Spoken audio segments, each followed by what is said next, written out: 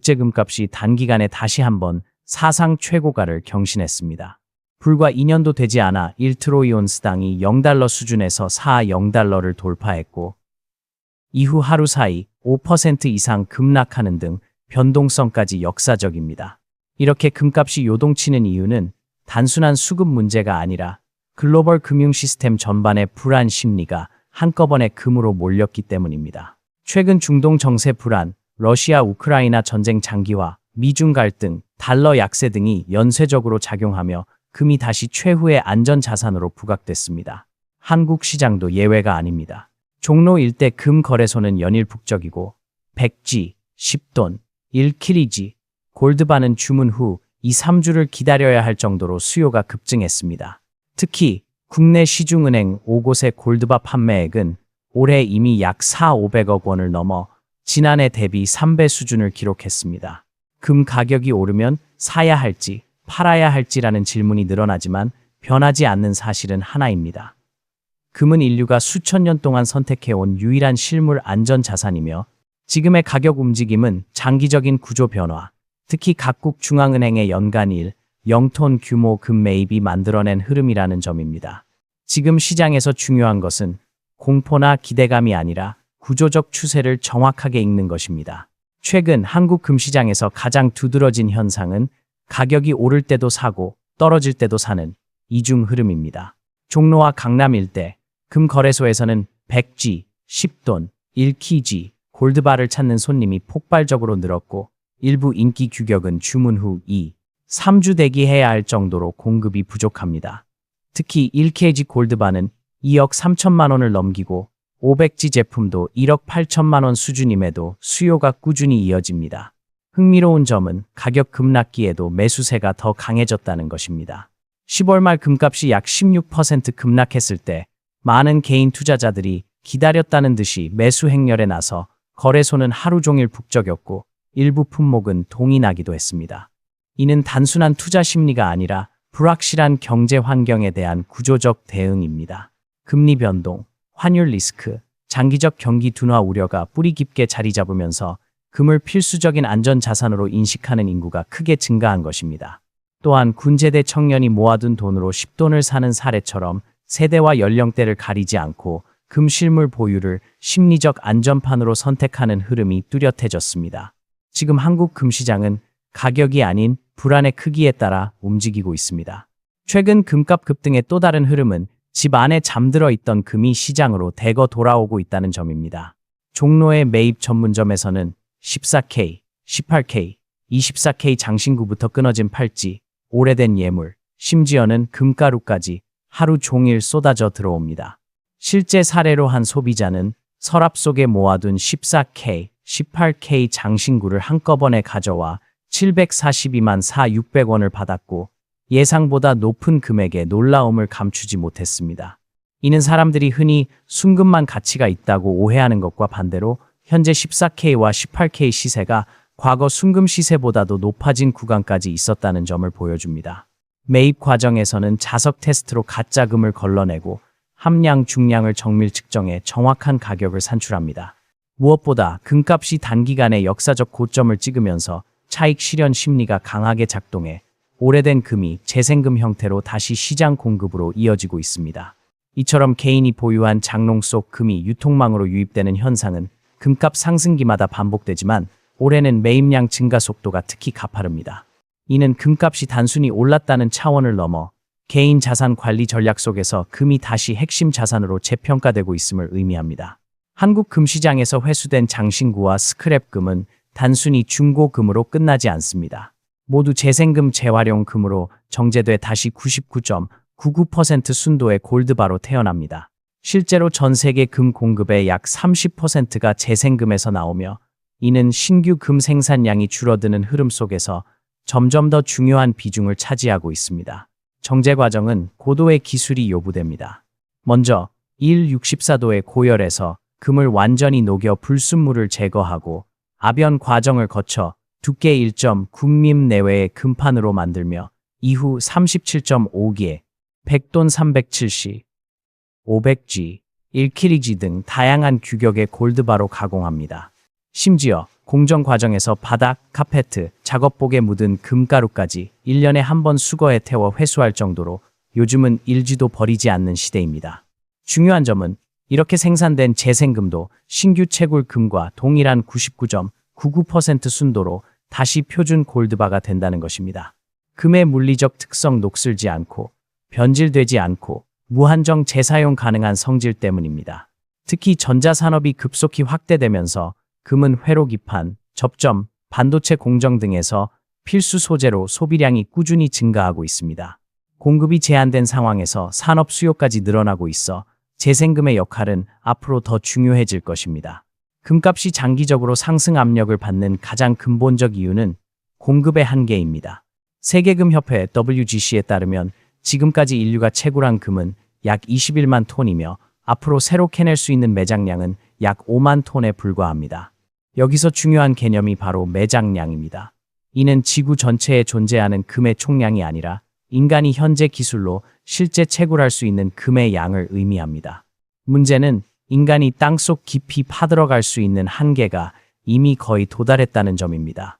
현재까지 지표에서 가장 깊이 내려간 시추 깊이는 약 12-13km 수준인데 그 아래로 내려가면 고온 고압 때문에 장비가 파손돼 채굴이 사실상 불가능합니다.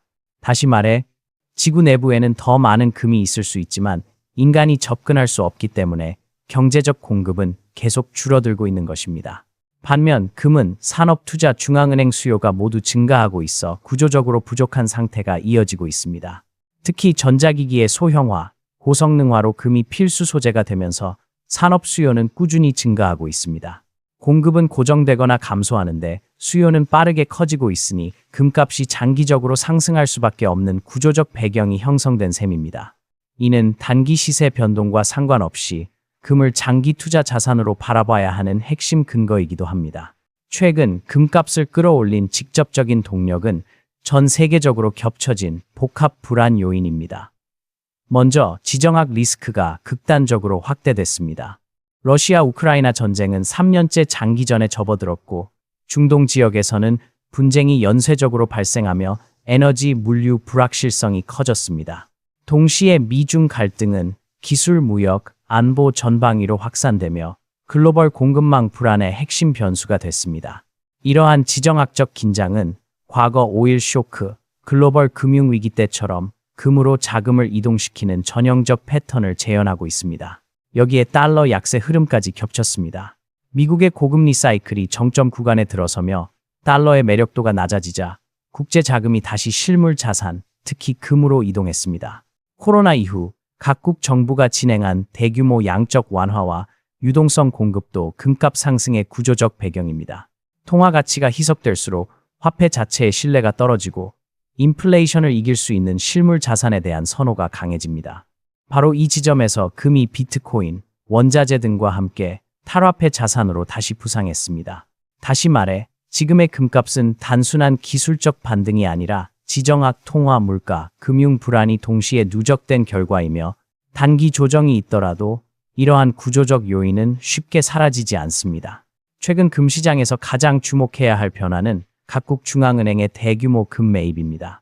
과거 10년 동안 중앙은행들의 연간 금 매입량은 평균 약 500톤 수준이었지만 2022년을 기점으로 이 수치가 10톤 규모로 2배 이상 폭증했습니다. 이는 전 세계 금 수요의 약 25%를 중앙은행이 가져가는 구조적 변화로 금값 상승의 가장 강력한 핵심 동력입니다. 배경은 명확합니다. 러시아 외환 보유고가 서방의 제재로 동결된 사건 이후 신흥국 중심으로 달러를 무조건 신뢰할 수 없다는 인식이 확산됐습니다. 중국, 인도, 터키, 브라질, 카자흐스탄 등은 외환 보유고에서 미국 국채 비중을 줄이고 그 자리를 금으로 채우기 시작했습니다. 이는 단순한 자산 배분이 아니라 탈달러와 de-dollarization 흐름의 가속화입니다. 금은 국가 간 결제에서 제재 리스크가 없고 발행 주체가 존재하지 않으며 부채가 아닌 실물 자산이라는 점에서 최고의 정치적 안전 자산으로 평가됩니다. 특히 중국은 공식 발표되지 않은 매입량까지 포함하면 실제로는 더 많은 금을 축적하고 있다는 분석도 나옵니다. 이처럼 중앙은행의 매입은 개인 투자와 달리 단기 매도가 거의 없기 때문에 시장에서 빠져나온 공급이 장기간 고정됩니다.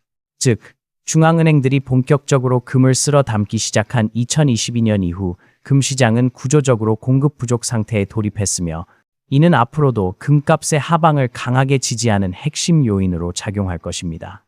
지금의 금값 상승은 금만의 이야기가 아닙니다. 전 세계 자산 시장이 동시에 급등하는 이른바 Everything Rally, Everything Rally가 전개되고 있습니다. 미국과 한국을 포함한 글로벌 주식시장은 사상 최고가를 연이어 경신하고 있고 비트코인 같은 가상화폐 역시 강한 반등 흐름을 이어가고 있습니다. 이는 단순히 투자 심리가 좋아졌기 때문이 아니라 코로나 이후 각국 정부가 풀어놓은 천문학적 규모의 유동성이 아직도 시장 곳곳에 남아있고 그 자금이 화폐가 아닌 자산으로 이동하고 있기 때문입니다. 인플레이션이 장기간 지속되면서 화폐 가치가 떨어지자 투자자들은 실물 기반의 가치 저장 수단 대표적으로 금에 다시 주목하게 됐습니다. 과거 안전자산으로 여겨졌던 미국 국채, 독일 국채, 스위스 프랑조차 높은 금리 변동성과 지정학 리스크 앞에서 절대 안전이라는 신뢰를 잃어가고 있습니다. 이에 따라 화폐 대신 금, 비트코인, 원자재 같은 대체 자산으로 돈이 이동하는 흐름이 뚜렷해졌습니다. 특히 금은 국가 정치 금리 사이클에 상관없이 가치가 유지된다는 점에서 자산 방어 수단으로 가장 선호되고 있습니다. 요약하면 지금의 금값 랠리는 단순한 금시장 호재가 아니라 전 세계적인 탈화폐화 흐름과 함께 움직이는 광범위한 추세이며 이러한 자금 이동이 지속되는 한금 역시 중장기적으로 강세 흐름을 유지할 가능성이 큽니다. 금 투자 방법은 다양하지만 각각의 비용, 세금, 유동성을 정확히 이해해야 올바른 전략을 세울 수 있습니다. 먼저 가장 전통적인 방식인 실물 금 골드바, 순금은 심리적 안정감이 크지만 단점도 분명합니다. 구매 시 10% 부가세가 붙고 여기에 약 5%의 제작비, 마진이 추가되기 때문에 오늘 사서 오늘 팔면 약 15% 손실이 발생합니다. 따라서 투자 목적이라면 24K99.99% 제품을 그리고 작은 단위 여러 개보다는 10돈 이상 단위의 큰 골드바가 비용 효율 면에서 유리합니다. 반면 골드뱅킹, 금 ETF, ETN 등 금융상품은 소액으로도 투자할 수 있고 보관 부담이 없지만 매매 차익의 15.4% 배당 소득세가 부과되며 금융사 수수료도 발생합니다. 이러한 단점을 보완한 방식이 바로 KRX 금시장입니다. KRX 금시장은 국내 유일의 공식 금 현물 시장으로 주식처럼 일지 단위로 거래가 가능하고 부가세 10%가 부과되지 않으며 매매 차익이 배당소득세 면제 대상입니다. 또한 금융소득 종합과세에도 포함되지 않습니다. 실물 인출 시에만 부가세가 붙는데 인출 시점의 금값이 아니라 본인의 평균 매입 단가의 10% VAT가 적용되므로 장기 투자자에게 매우 유리합니다. 결국 금 투자의 핵심은 단기 시세 차익이 아니라 비용 최소화 더학 장기 보유 전략이며 실물과 금융상품, KRX 시장의 차이를 이해하는 것이 필수입니다. 금값은 단기적으로 급등락을 반복하지만 전문가들은 상승 요인은 여전히 우위라고 평가합니다. 지난 2년 동안 금은 2.0달러에서 4.0달러까지 2배 넘게 치솟았고 하루 5% 이상 급락하는 등 변동성도 크게 확대되었습니다. 이런 상황에서 가장 중요한 것은 단기 가격이 아니라 구조적 추세입니다. 지정학 리스크, 달러 약세, 중앙은행의 연간일, 0톤 규모 매입, 공급 한계 등 가격을 떠받치는 장기 요인이 유지되고 있기 때문입니다. 다만 단기 투자 경험이 적은 개인들은 금을 안전자산 이꼴 무조건 오른다라고 오해하기 쉽습니다. 금은 이자나 배당이 없고 상승 속도보다 조정 속도가 더 빠를 때도 많습니다. 특히 최근처럼 변동성이 커진 구간에서는 단기 차익만 노리면 손실폭이 더 크게 날 수 있습니다. 따라서 전문가들은 한 번에 큰 금액을 진입하기보다는 적립식 분할 매수, 즉 일정 기간에 걸쳐 가격을 평균화하는 전략을 권합니다. 또한 포트폴리오 전체에서 금의 비중을 과도하게 높이지 말고 경기 물가, 정치적 위험을 해지하는 방어 자산으로 활용하는 것이 가장 효율적입니다. 금은 투기의 대상이 아니라 불확실한 시대를 대비하는 보험과 같은 자산이며 단기 변동성을 견딜 수 있는 장기적 시각이 필수입니다.